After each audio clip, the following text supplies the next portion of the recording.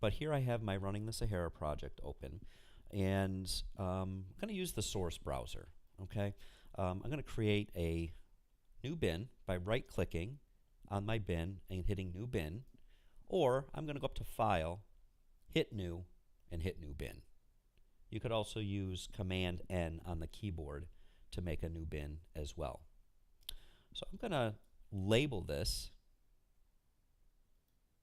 for right now just practice. And you can see my bin changes name up on the top.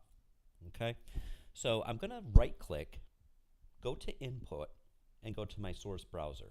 Again, all of you guys are going to be using Edit Share, but I have all my footage on my own drive. So I'm going to go to my drive, and then I'm going to go to Avid, and I'm going to go to my Media Composer kits,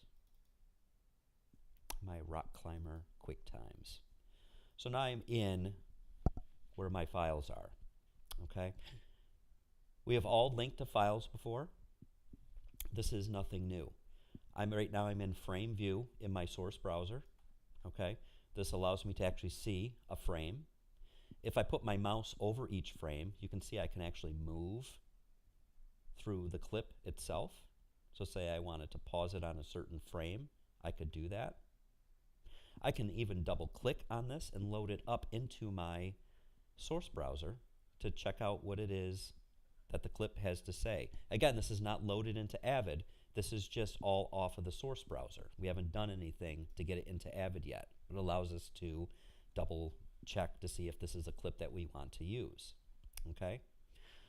I can even star, okay, favorite. So here's where I can actually, if I wanted the video saved, I can put a star next to it so I can easily find it.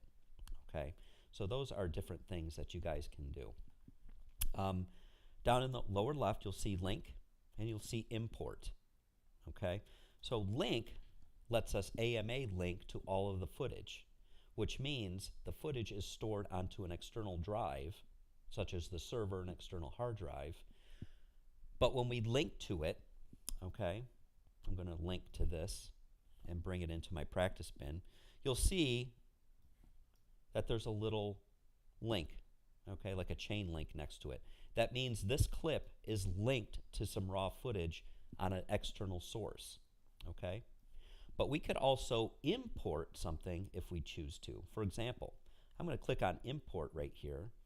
I'm going to click on a piece of music, and I'm going to go ahead and import that into my bin. So you can see how it imports it in, okay? There's nothing connected. There's no link next to the music, all right? It's imported into the bin. So what it did was it created this music as Avid files, okay? As where this is just the raw QuickTime file located on my external hard drive. This converted the music into Avid files, okay? So to delete, if you want to ever delete anything, you highlight. So for example, I'm going to delete the this clip right here. You highlight the clip, hit the delete button. Notice I have delete one master clip.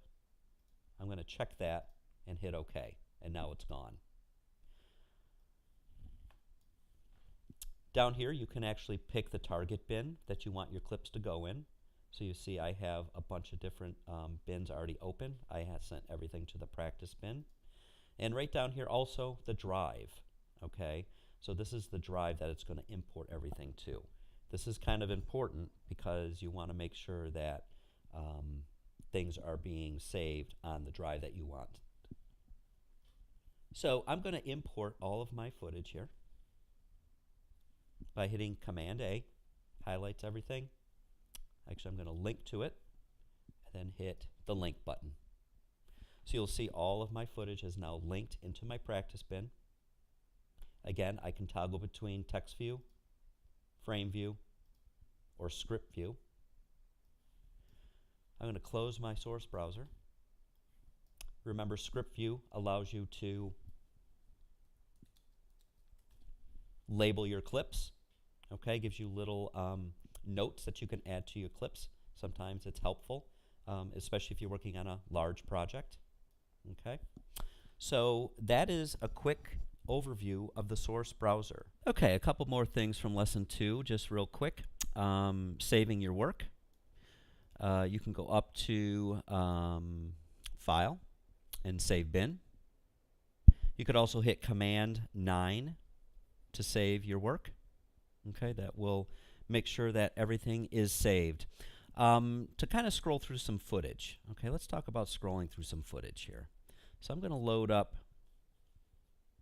a raw clip here. And in the past, we have been kind of just scrolling through it with the mouse, which is fine. All right, there's nothing wrong with doing that. But sometimes it can be awkward to click and then try to find the frame that you want to use your edit. So a good practice that you might want to get into, okay, is using the JKL keys on the keyboard. If you notice, all the keyboards are now color-coded with some of the buttons, with a lot of the buttons on them, okay? So if you put your fingers on JKL, the L is the play button, or the K is the pause, and then the J is the rewind button. And you can see where the play button is right here, tells you how fast you are actually playing, because you can play it at real time, 2 times the speed, 3 times the speed, 4 times the speed. The more you hit it, the faster it's going to go. So it allows you to actually rewind and fast forward, kind of simulating a tape deck, okay, to really kind of get the shot the way that you want. Like I want the hand to just come right up, okay, so I can just with my fingers, instead of the mouse, just with my fingers, pause and play it, rewind it, pause it, so I can get the clip right where I want it.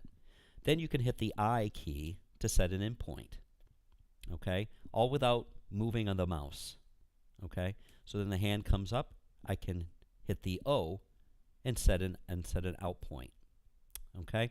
So using the JKL key is a great way to really fine-tune your editing, and also makes editing a little bit simpler and easier for you. It allows you to look, but not look at your fingers, but look at the actual video. A couple other things. Adjusting your audio. All right, now we all know about the audio mixer. Okay, so here's my audio mixer. You know how each of these little pots represent an audio track. All right, so right now I have tracks. My blue indicator bar, which is right here, okay, is over only audio tracks 3 and 4. So you see 3 and 4 here. And I can actually move these up and down to adjust my audio levels. All right. I can also gang these together or group them.